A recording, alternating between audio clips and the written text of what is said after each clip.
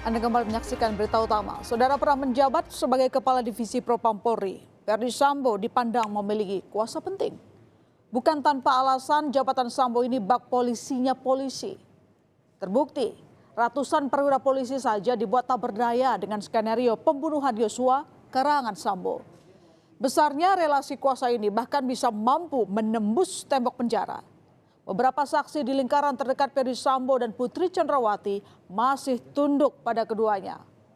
Pertanyaannya, siapakah yang masih loyal dan siapakah yang mulai menyangkal semua skenario Sambo?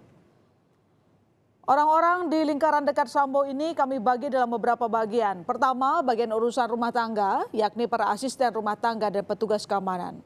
Yang pertama ada Susi, Dirianto dan Abdul Somad yang merupakan asisten rumah tangga Verdi Sambo yang pernah bersaksi di persidangan.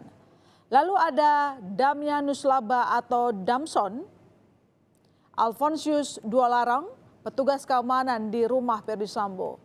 Tanpa ragu, para asisten rumah tangga ini masih menunjukkan rasa hormat pada majikannya di ruang sidang. Sebelum bersaksi saat masuk ke ruang sidang, Susi langsung menghampiri terdakwa Putri Chandrawati. Keduanya berpelukan erat. Susi kemudian menghampiri Verdi Sambo dan mencium tangannya. Pemandangan serupa juga terjadi usai sidang. Susi kembali menyalami Putri Chandrawati. Dan saat Verdi Sambo meninggalkan ruang sidang, Susi menghampiri Verdi Sambo. Verdi Sambo pun merangkul dan tampak menenangkan Susi. Bukan hanya Susi saja saudara, asisten rumah tangga yang lain dan para petugas keamanan juga melakukan hal yang sama. Begitu palu hakim diketuk untuk mengakhiri sidang Selasa kemarin, para ART dan petugas keamanan langsung menghampiri untuk bersalaman dengan Verdi Sambo dan Putri Chandrawati.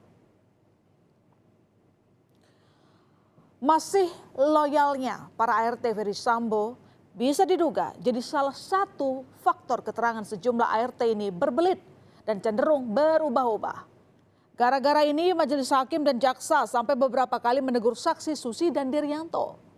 Yang makin bikin hakim garuk-garuk kepala adalah saat para asisten rumah tangga ini bersaksi di sidang dengan terdakwa Verdi Sambo dan Putri Chandrawati. Para saksi ini menjawab pertanyaan dari kuasa hukum dengan lancar. Beda saat ditanya oleh hakim yang disebut seperti orang sakit gigi. Saksi-saksi ini lancar banget malam ini jawabannya.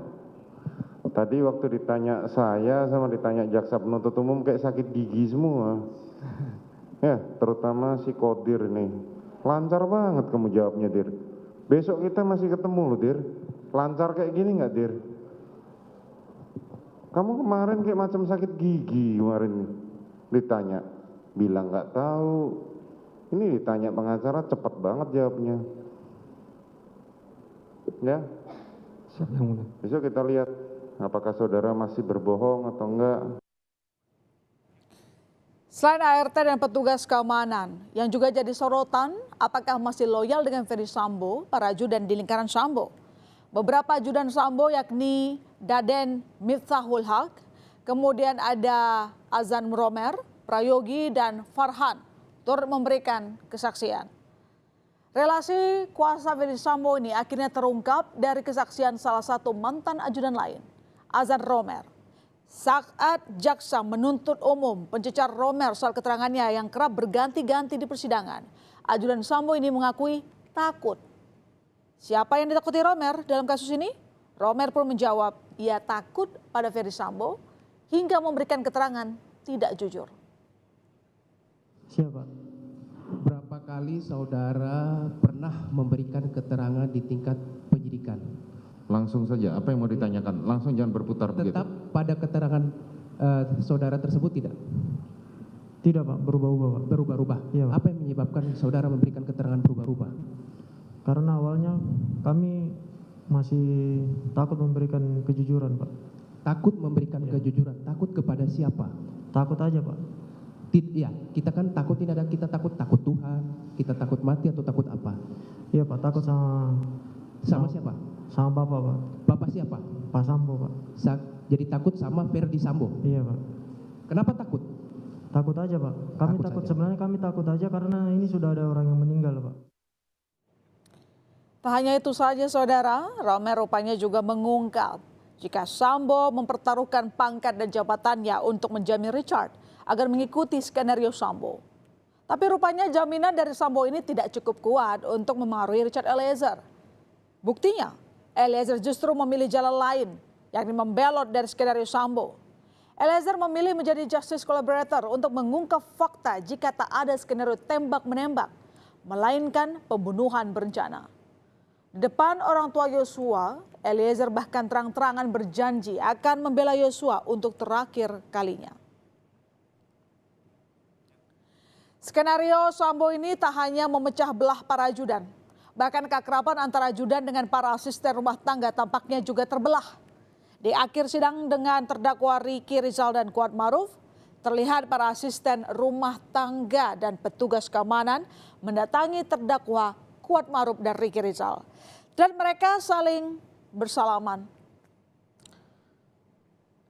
Tapi pemandangan berbeda saat sidang terdakwa Eliezer. Para RT dan petugas keamanan yang bersaksi hanya memberikan isyarat salam dengan tangan dari jauh.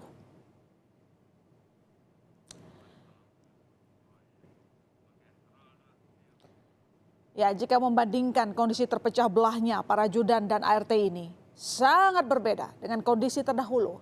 Kita flashback ke tahun 2020, saudara. Ini adalah suasana perayaan ulang tahun pernikahan Ferdy Sambo dan Putri Chandrawati di rumah Duren 3. Terlihat bagaimana para ajudan dan beberapa asisten rumah tangga tampak ikut merayakan acara ini. Tampak akrab ya. Hal serupa juga terlihat pada 7 Juli 2022, sehari sebelum Yosua dibunuh. Ferdy Sambo bahkan menyuapi kue ke seluruh ajudan yang berada di rumah Magelang. Tidak hanya menyeret orang terdekat dalam kesehariannya, relasi kuasa Ferdy Sambo juga menarik anak buahnya di institusi Polri dalam pusaran kasus Yosua. 6 perwira mau tak mau harus ikut ke meja hijau menjadi terdakwa kasus perintangan penyidikan kasus pembunuhan berencana Nofriansah Yosua. Namun berbeda dengan ajudan dan asisten rumah tangga, para terdakwa ini mengaku tak berdaya mengikuti perintah Sambo untuk menutupi kematian Yosua. Sikap yang tadinya loyal jadi berubah karena duduk di kursi pesakitan. Mereka adalah Hendra Kurniawan, Agus Nurpatria, dan Arif Rahman Arifin. Kemudian ada Baikuni Wibowo, Cuk Putranto, serta Irfan Widianto. Para terdakwa ini disebut memindahkan dan merusak alat bukti berupa CCTV di sekitar TKP penembakan Brigadir Yosua. Semakin hari mengikuti persidangan Ferdy Sambo, semakin terlihat siapa loyal, siapa yang akhirnya menyangkal. Besarnya relasi kuasa Ferdy Sambo yang menembus dinding penjara, rupanya masih mampu membuat orang-orang terdekatnya tunduk, bahkan di ruang yang suci pengadilan.